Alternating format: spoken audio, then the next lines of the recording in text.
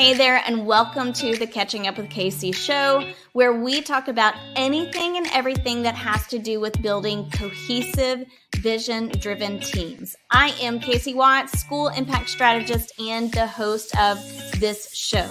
Now, if you are here, then you inevitably are an instructional leader who wants to make change happen, even when change seems impossible. And you can do that if you have cohesive, vision-driven teams that have done clarity work. They know exactly where they're headed and how they're going to get there. These teams have done identity work, and they've built their self and social awareness skills. And they have done collaboration work, and they know how to move beyond faux collaboration to get to true collaboration where change happens and where people get on board. I'm so excited to bring to you conversations that help you to do exactly that. The work that needs to be done to build cohesive, vision-driven teams. Now, with all of that said, let's dive into today's conversation.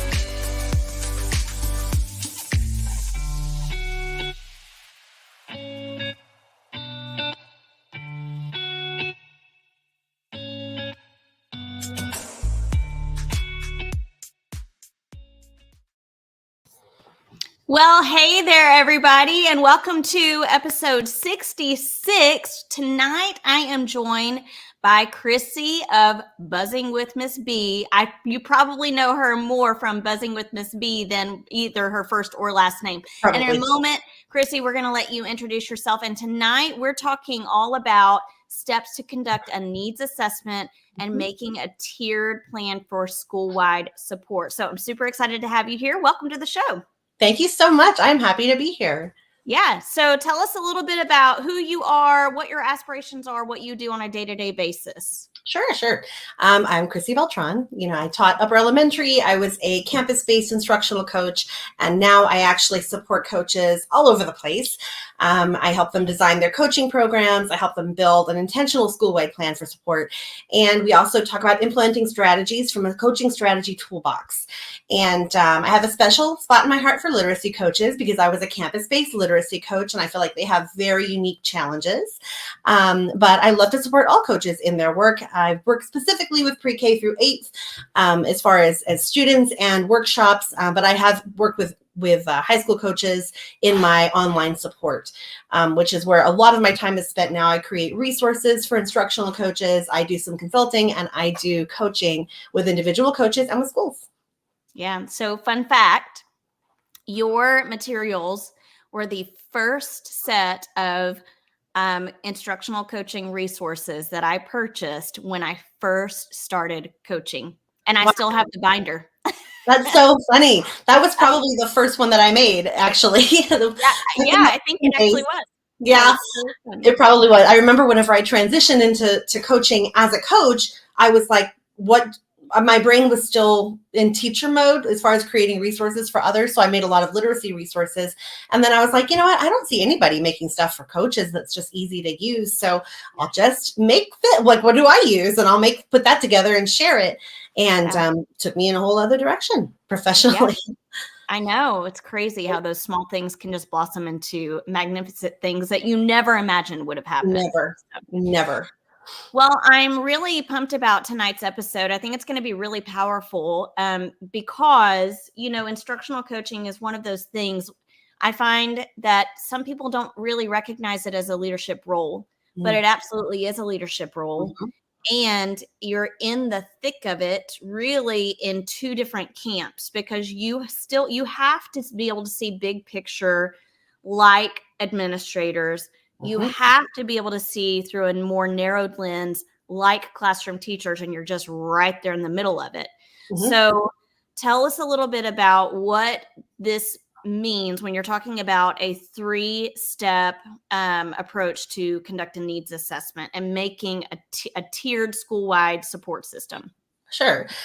You're right that instructional coaches can sometimes not be perceived as those instructional leaders that they really are. And I think that depending on how your relationship works with your administrator, because that sets the tone for everything, you may have a lot of responsibility in determining what direction you're moving, or you may have a lot less responsibility, right? And so there are different tiers in support that we provide to our school, whether we know it or not. They're getting different kinds of instruction at different levels, just like in our classroom. In our classrooms, we had whole group instruction, we had some kind of small group differentiated instruction, and we had like sometimes one-on-one, right? For those kids who really needed something special. And it's the same thing with teachers. So, I mean, not necessarily that they need something special, but that, that we have a whole group where everybody gets PD, generally in some kind of initiative that is new. You may have some input on that, you may not. You may completely be responsible for deciding the course of action on your own. Right. And then you may also have support in that small group way, looking at your teams of teachers, maybe grade levels, vertical alignment teams, departments. You're going to kind of have to decide what kinds of support do they get at that level. And then we have the individual level where we're working with individual teachers through coaching cycles and other coaching work. Mm-hmm. Yeah. So the idea is we want to make sure that as we are considering these tiers, that we actually have a plan for what we're going to do with them and why. And in order to arrive at that, we want to start with some kind of a needs assessment. Yeah. Okay. So when I think what you're describing is very much what I experienced going into coaching. There was very little direction given because who knew what coaching was, especially, back when I started coaching, it was like, what is this coaching thing? We're all kind of like learning it together. And administrators didn't really understand the role of an instructional coach. So for me, because my administrator was very trusting and said, hey, we're going to figure this out as we go, then it was really all in my hands to decide what our initiatives would be and what we really needed to focus on.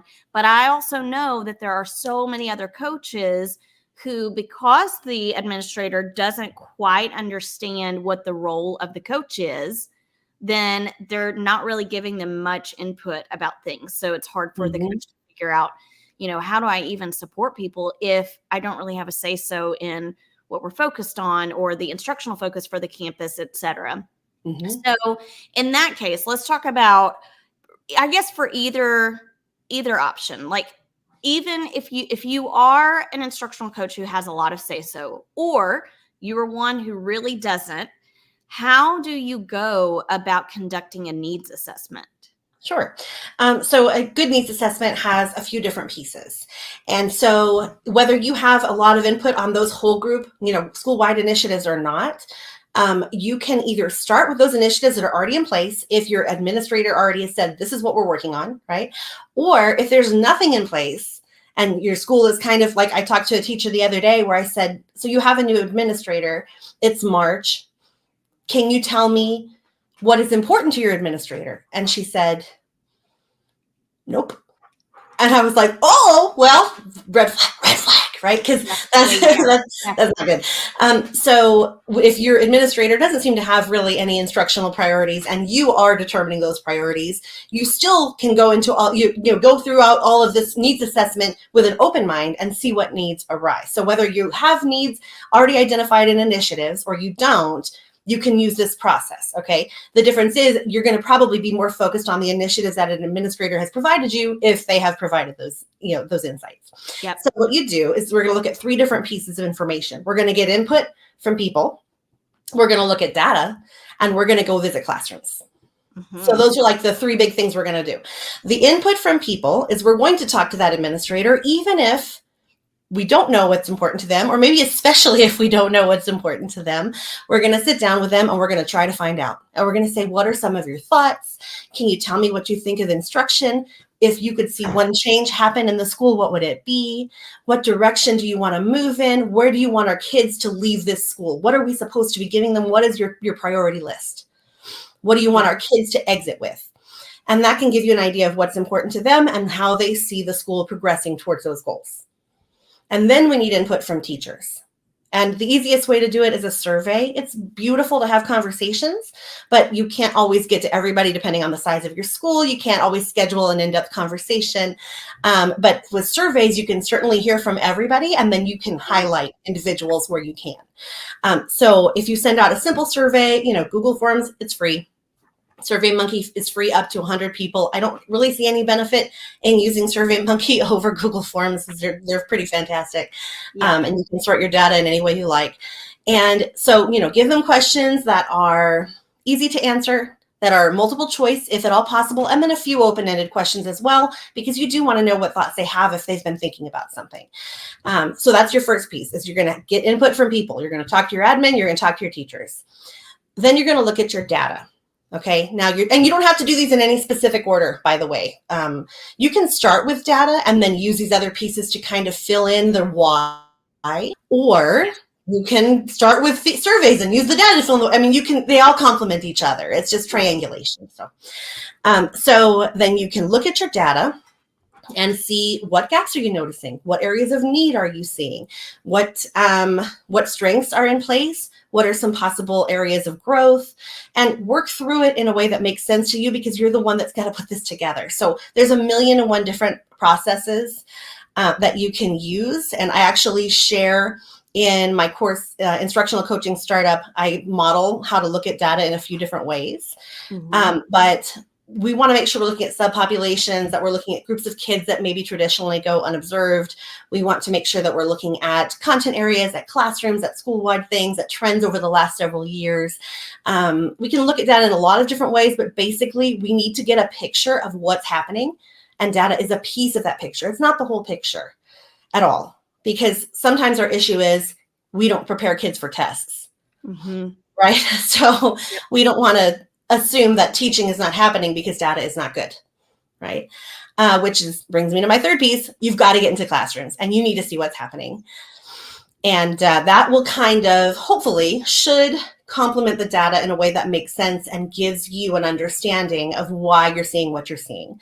So whenever we get into classrooms and we are observing, lessons, little pieces here and there, and we're collecting notes. If you have initiatives already, you can make yourself an organizer that includes those initiatives and helps you record information about those specific things. So for example, if you're looking for academic vocabulary because that's your big push at your school, then you can look at specifically, what do you see happening in academic vocabulary? What language are kids using? What are some of the opportunities that teachers are providing to really structure language responses, things like that. If you don't, then I suggest that you kind of look at instruction, management, language and oral language in the classrooms, and the materials that teachers are using. Those are some very basic things that you can look at and just kind of observe what pops up, because you're probably a coach because you know what good teaching can look like. Mm-hmm. So you should know if you're seeing some things that are really great and some things that could use some growth. Yeah. And so those are kind of those three areas: the getting input from people at your school, looking at your data, and visiting classrooms. Those are the three things that I put together to make meaning of what's happening and figure out where we need to go next. Yeah. Okay. So the three things: gathering input, looking mm-hmm. at data, visiting classrooms. When you talk to instructional coaches about this, and you consult and coach them through this, what are some of the challenges that they talk about or pushbacks that they have to you about those things? Sure. One of the challenges I feel that we have in coaching, no matter what we're doing, is always our own bias. And so it can be very difficult, especially if you're in a school that you haven't worked at for a while, or you've moved out of the classroom recently, to come into a school and not see all the opportunities to do the things that you were doing that were really good. So, we want to make sure that we're not just looking for, they should be doing these things that I think were great, Yeah. And that's hard. I mean, many of us battle that. It's a very human thing, but it's something that we have to keep working on. And so what we need to do is listen to teachers. And that's why that input from people is so important. We need to listen to what input they have about curriculum, about instruction, about management, because they may actually open up a lot of conversations that didn't occur. You don't always know the backstory. You don't always know the why these things are happening. So if we can actually listen to teachers and get input on what's happening, that can help us overcome the bias if we really turn our sincere listening ears on and try to understand why and come at it with like a lens of curiosity and Yes. just to figure out what's going on. I love it. The other thing that I've personally experienced and that many have is feeling like you're so tied to this curriculum. And so like you feel like everything that you plan has to be about the curriculum, but the underlying issue is something else. So you're like, okay, we have a real issue with this, but teachers need help in the curriculum, right? And so you're kind of torn. I'm supposed to give training about this specific thing, but I can see clearly that this is not meeting our kids' needs for XYZ, right? Yeah. And so there are a couple of ways to go about that. One way is that you can actually embed into any, whole group PDs that you do, any small group stuff. You can embed the things that teachers can be doing in their classrooms can be your mode of delivery for your lessons in terms of your professional development. So if writing across a curriculum is not happening, and we know that's something that really we should be writing all day, you can have teachers write across the curriculum during PD to learn about the curriculum. And then you have your little work that you did on your curriculum. And then you also have a chart that says, hey, look at these strategies we did today. What are opportunities that you have to use those? So you can get in there sneaky. Yeah, absolutely. Absolutely, you can. Okay, that's awesome. We've got a couple of comments here that I want to be sure to mention. Hey, Steve, glad you're with us. Chrissy, crushing the data points necessary to conduct a comprehensive needs assessment. Yes, absolutely. And Always then Beth said, listening to teachers is so important. And it is. And I find sometimes that with instructional coaching, I mean, really one of the most important skills we can perfect the craft of is listening and listening to understand. But that can be challenging too, is listening to understand and then knowing, okay, how do I act on what I just heard? So, yeah. Okay. So let's say you've gone through and you have done these three things: input, you've looked at the data, you visited classrooms. What then is a next logical step for an instructional coach? So what we're going to do is we're going to take that information and we have to, in our brains, put it together in a way that makes sense so that we can basically output goals. Right. And they can be goals for your coaching work, but they're also goals for the kinds of support you're going to provide at your 3 levels. Yeah. And so whenever we think about, like, let's say we noticed a lot about academic vocabulary, or we noticed questioning, there are a lot of fill in the blank questions, not so many higher order questions, or they're not, if we're using depth of knowledge, maybe, most of the things that we're having kids do are at a very low level of rigor. Once we have identified patterns in that data and in those responses, and made sense out of, okay, these things are tied together and this is why kids are struggling in this area because we're seeing this pattern, then we can take it and turn it into our work, right? And then we have to sort it and say, okay, our whole school focus can be this. This is the big idea that it's the most underlying issue. If all of our kids could do this thing, everything else would be better. And it can be overwhelming, right? Because we're trying to bring it all down, boil it down to what's most essential. If our kids, I mean, I know Steve was here a minute ago, and I know he's the formative assessment guy. He was on the podcast and it's an awesome episode. If excuse me, if our kids are telling our teachers what they think frequently throughout lessons, then teachers can make those decisions to respond to that information. So we're going to focus on formative assessment. If our kids have a stronger handle in oral language, then we're going to see massive changes in the way that they not only read, but the way they think and write. And so we're going to focus on oral language. We have to figure out what's missing in our instruction and try to focus our work, whole school, on that big idea that is so foundational to everything else. Right. And then from there, we can differentiate that experience into our teams of teachers. And so we say, okay, whole school, everybody needs to understand why academic vocabulary matters. We need to understand how people learn words at different levels because there's different levels of knowing a word. We need teachers to understand methods, a few different methods that can work. Whole group. Then small group, we need to look at lesson plans and we need to start saying, where can this go? Where does this fit? What would be logical? We need to look at different content areas. And we need to say, what opportunities do we have in science? How can we connect writing to social studies? We want to start bridging in those small groups because we can really focus on their specific content and what is appropriate for their kids. And so your PLC meetings can come from these big ideas, but you're differentiating them based on teacher need and appropriate grade level and things like that. Yeah. Then individual support. Oh, sorry, go ahead. No, you keep going. You just keep going with it because then I'll tag in at the end. Okay. And then individual support, again, it doesn't always have to fall under this umbrella because we know people have different needs. And if we're listening to what teachers need, we're going to see a lot of different things. But if teachers are, working on something that you've planned during PLC meeting or whenever they're trying out new strategies that you learn together or something like that, and you give them a little exit ticket at the end of that PLC meeting, then they can say, I still have questions about this. And then you go follow up. And that is the open door for your coaching in individual classrooms. Yes, 1000%. And what I'm hearing you say in all of this is just how interconnected everything is, how bridged everything is so that it is seamless and it can really create, it's not even just necessarily a benefit for the instructional coach. It is a benefit to not only your entire campus, but your teams who have to have some sort of common focus together so they can move forward in the same direction. And so really this kind of work that you're talking about, this needs assessment, and making a tiered plan is just a way to build these cohesive, vision-driven teams who are approaching this vision or this strategy or skill, whatever it is, this focus, maybe in so many different ways, as should be the case if we're differentiating appropriately. Yes. Yes. And whenever we talk to teachers, they should know what their school's working on. And so when they don't, it means a few things. One, we're working on way too many things because you can't work on more than a couple of things at a time.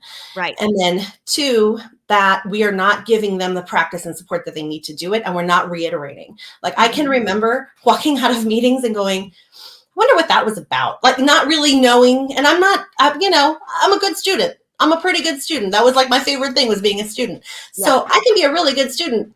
But if I am like, going, who was that for? Why did they choose that? There must be some reason, but I don't think it was me. So, and sometimes that happens, but whenever it always happens and it never seems like you're like, where's this coming from? Yeah.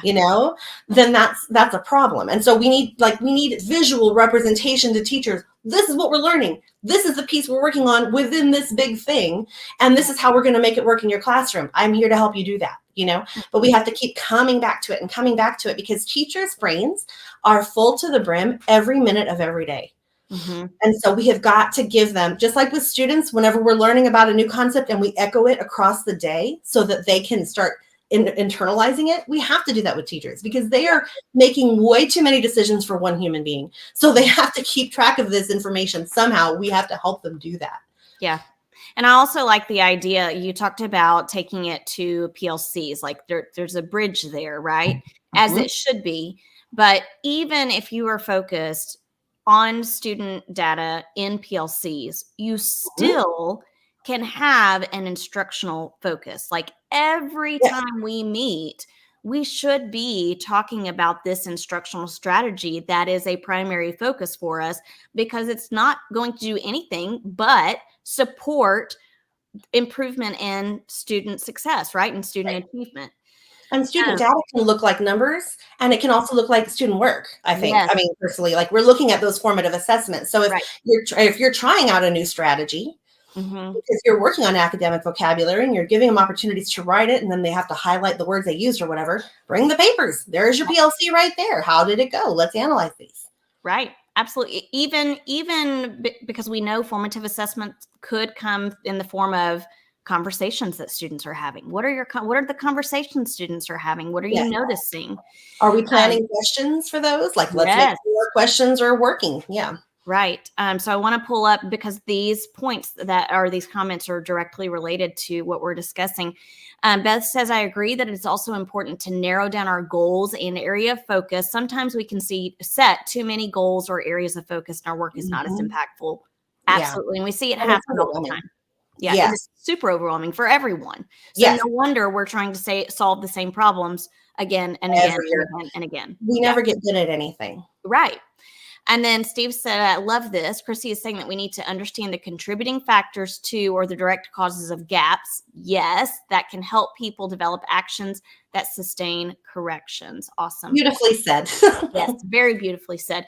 Well, I want to go back to the point that you mentioned about when instructional coaches mention some of these, like ask their administrators about an instructional focus, and there's not a focus. And so Mhm. let's say that an instructional coach, and I'm going to pull this up again, has gained some input, looked at data, they visited classrooms, and they have made some decisions about like where the campus could go. Mhm. How can they involve administrators in taking next steps? Because we know that there has to be support from the administrator. Yes, there does. I mean, I think the easiest way is to go into the office and say, "Well, this is what I was thinking. What do you think?" Yeah. Just start with, "What do you think?" And if they go, "Oh, I don't know," say, "Well, what would you change?" Yes. You Yeah. know, I mean, don't let them off the hook because they get nervous asking to do too many things. Because I have known some administrators that are like, well, the teachers are gonna this and the teachers are gonna that. And so sometimes you can pull up your teacher surveys and say, actually, this is what they said. This is what they're asking for help in. Maybe they didn't call it this, but they said this is a problem they're having. Yeah. And this is actually how we fix that. And also, well, what do you think? What should we do? I mean, what are your thoughts? Surely you have some thoughts, you know? And so I think, sometimes admin, people have called their boss before, you know what I mean? Yeah. So it can make you a little gun shy. Yeah. But yeah, I think that if we are there to support and say, well, maybe we can figure out a way to do this to where teachers are excited. What could we do? Mhm. We have to be the voice of possibility, Yeah. right? They're our boss. If anybody calls our boss, it's them, right? Mhm. So Mhm. Yeah. they at least can know where we're coming from with this. Yeah. I love that phrase, voice of possibility. And I think it could even be important uh, to use a phrase like that when you're interacting with your administrator or you're interacting with teachers so that they are attributing like that phrase with your role, or any other number of phrases that you could practice using consistently to bring clarity to your role. And Mm-hmm. then if you go into with the administrator and say, hey, in my role, I really believe that I serve as the voice of possibility. So know that when we go into this conversation, I'm going to bring up as many possibilities as I can. And then you can decipher and we can talk through what would work best for our staff. Because sometimes I find that our administrators need coaching as much as teachers do, whether they want it or not. We really should serve as that 360-degree leader who is coaching in all directions. Yeah, it's very true. And I've worked with all kinds, some who were really good at what they did and had a lot of experience. And generally those are the ones who had been doing it for a while. Yeah. And sometimes that's not always a good thing, but in some cases it's great.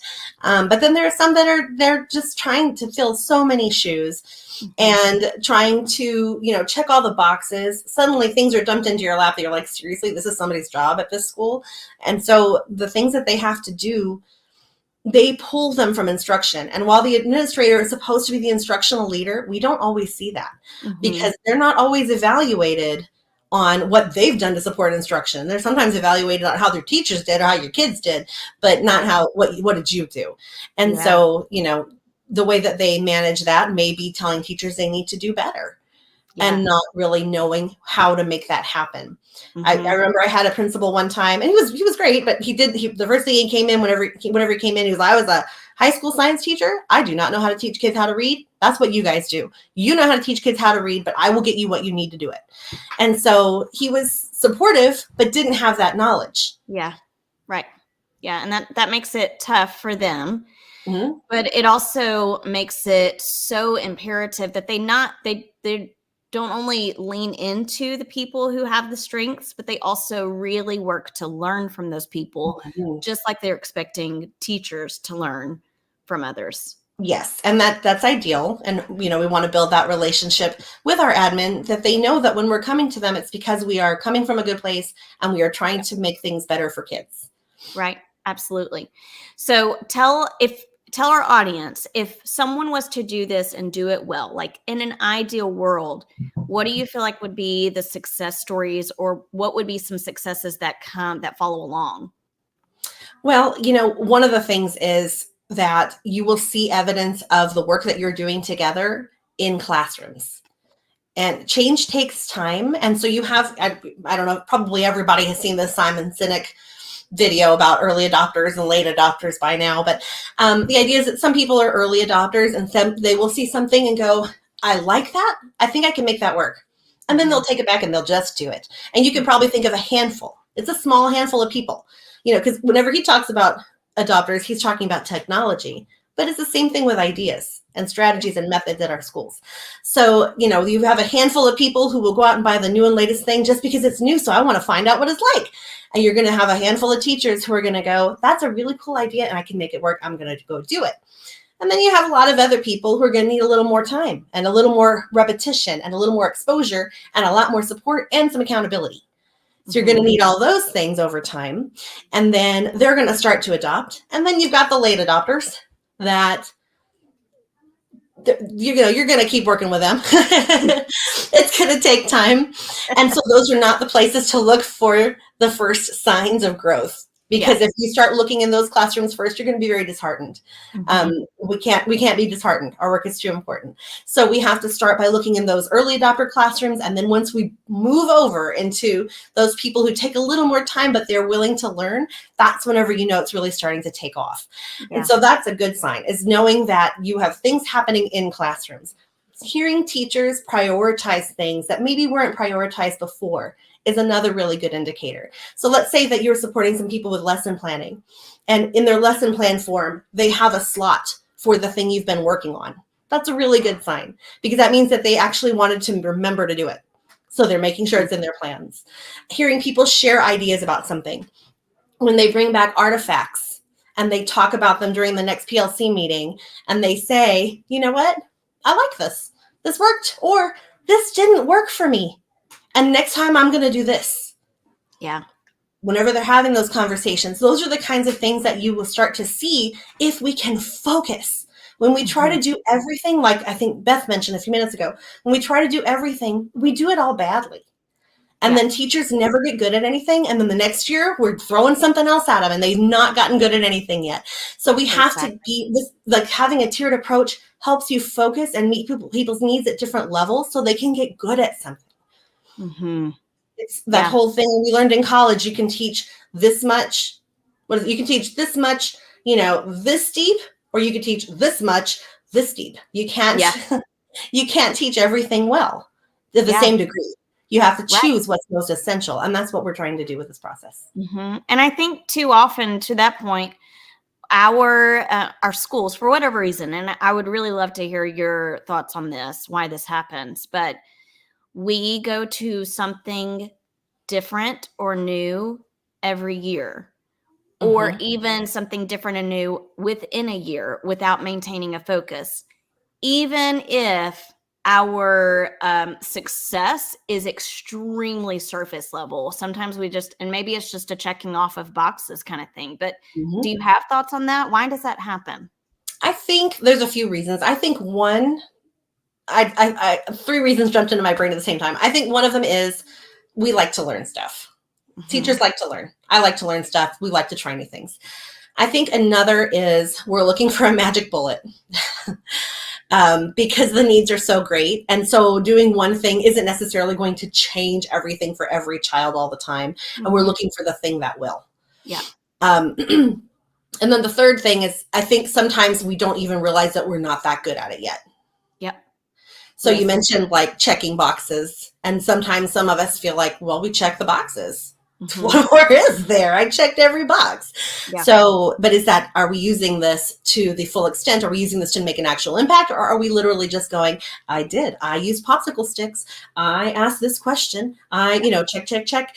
But I mean, did kids talk? Did they think? Did they have evidence of thought as they were speaking and writing?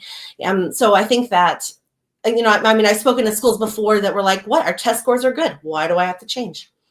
Okay, if that's the scale you're using to determine that kids are successful, is the bar that's literally supposed to be the minimum, and your kids are reaching that and you're going, I'm done, I'm really good at this, then we have a problem. We have a philosophy problem. We see things in a very different way. Every kid should be growing. Every kid should be getting better. And kids, whenever they leave our schools, need to be prepared to build the kind of life that they want. And if they're not leaving that way, then I don't care what they scored in third grade. Yep. Right. 100%. And I think that could be an entire conversation in and of itself, is talking about like how we number one, calculate our assessment data and how it's utilized and how much stock we put into it and what it assesses, all of those things. Like we could have a huge conversation about that. One of the things that you said and what you're saying right now really makes me think about this point that you made. We can't be disheartened. Our work is too important. But when we as instructional coaches are really trying to make change happen, and we have this focus and we have this tiered support system that we've developed and we're feeling really good about the work that we are about to do, it can be easy to become disheartened when people shift the focus. And you also were mentioning, like, when people say, oh, well, our scores are good. Like, we've learned it. We know how to do this. I hear teachers sometimes say, when we're talking about an instructional strategy and trying it out, they're like, oh, this is like what I used to do. I used to do this years ago. Like, oh yeah, this is exactly what I've done. And I'm thinking to myself, I've seen you in your classroom. You know that, right? Like, yes. Do you know what you're doing? Do you see yourself? But I think there's this, misunderstanding about like what the instructional strategies truly look like, which is another level of support from instructional coaches. So I think it's just been phenomenal what you have shared tonight. Tell our audience what you would hope they would gain most from the conversation that we've had tonight as we wrap up. What I would hope is, like about being disheartened. It's easy to be disheartened because we can feel like we're throwing everything we've got and into this job, and then we don't get back the change that we hope to see. And so what I'm hoping is that if people can be intentional with as much control as you have, which is different for every school and every person, but if we can be intentional in the choices that we have some free reign over, or the amount of reign that we have, that you will start to see change because of that intentionality. Because it's very easy to be like, oh, we want to do this, want to do this, want to do this. And then you can't do anything to the degree that you would want to do it. So we don't see the change. Right. So if we can be intentional and thoughtful and say, okay, I can't control this, but I can control this. So I can use it to support this other thing that we're trying to grow in. I can't control, what our PLC topics are, but what I can do is ask the teachers what support they need at the end of those meetings so I can follow up. Yes. Find opportunities to make that purposeful planning and really be thoughtful about the kind of support you're providing so that you can see a return on your investment, because that's what keeps us going, is seeing a return. And when we don't see a return, it is very easy to be downhearted and just to be sad and feel ineffective and like, I don't know if I'm cut out for this. And we all have those spiraling thoughts sometimes, right? So my last little tip, I guess, is if that starts to happen, get into the classroom where you made a difference. Just go visit, because we need to see that. We need to see that we've done something good, because that's all we're trying to do. That's right. Absolutely. I think for me, one of the things that I'm taking from this conversation, along with what you've already said, is number one, I love the phrase voice of possibility. What a great quote. But we have to take on that mindset completely. Like, we have to live that mindset and not let it be just something that we say to try to make ourselves feel like I'm coming in just to share the possibilities. We've got to believe it and own it. And I love that phrase. Okay, so audience, I would love for you, if you are here with us live tonight, go ahead and pop in the comments what you felt like was most useful for you and what you're taking away from this conversation. And while you guys are doing that, Chrissy, tell everyone where they can locate you and how they can get in touch with you. Sounds good. Instructional Coaching with Miss B is my podcast, and that is the very best place to get more talk about things like this.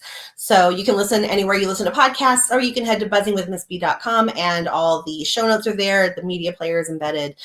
So you can head to my website, find literally years and years of blog posts and show notes. I'm on my 5th season of the podcast this year, which is the other day I caught myself saying 4th again because I didn't think that was possible. And then I checked and I was like, no, it really is the 5th. So we're going to hit 200 episodes this season, which is wild.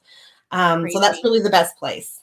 Yeah, that's awesome. Okay. Well, thank you for joining me tonight. It's been a fantastic conversation. And guys, you're going to be able to catch up with Chrissy in the show notes. So just be sure to check the show notes on YouTube, LinkedIn, and Spotify, wherever you catch your podcast. But show notes will be there, so you can just click on the links and go directly to all of those places that she mentioned.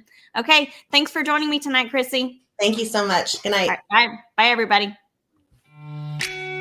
Hey there. Thanks for joining this episode. I would love for you to do me 3 solid favors before you head out. Number 1, subscribe to this show. I've got a lot of great guests and content coming up, and I don't want you to miss any of it. Number 2, share this show. Share it with your like-minded colleagues and friends and those leaders who are eager to build cohesive, vision-driven teams. And finally, connect with me on all the social media platforms. You can find me at Catch Up with Casey on Instagram, YouTube, and LinkedIn. Until next time, go off and create teams that leave people feeling inspired, empowered, and eager for more each day.